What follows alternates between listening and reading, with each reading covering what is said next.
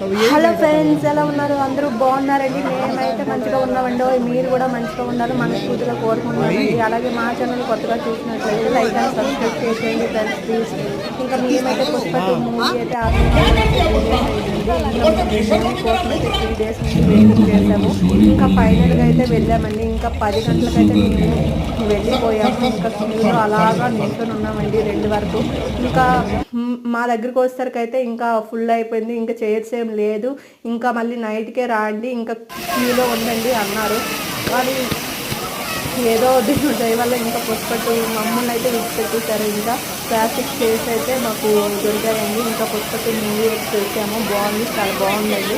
ఇంకా మేము ఇంకా మూవీ విడిచిపెట్టాక వచ్చాము. ఇంకా చూడు నైట్ మూవీకి అయితే ఇంకా ఎంతమంది పెద్ద క్యూ పెట్టారండి.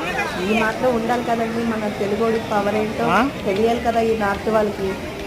అలాగే